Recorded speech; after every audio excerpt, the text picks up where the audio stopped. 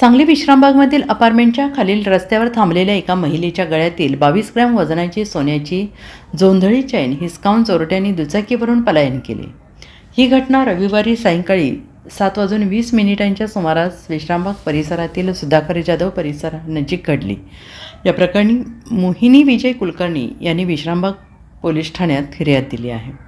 मोहिनी कुलकर्णी या प्रतिभा अपार्टमेंटमध्ये येथे राहतात। सायंकाळच्या सुमारास त्या सावरकर प्रशालेनजीक असलेल्या शिवमंदिरात जाऊन अपार्टमेंटच्या खाली रस्त्यावर थांबल्या होत्या।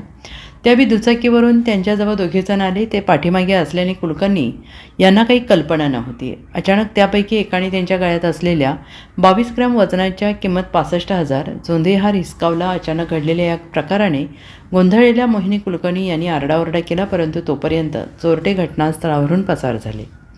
पोलिसांनी चोरट्यांविरोधात गुन्हा दाखल केलेला आहे। Bureau report SBN Marathi Sangli.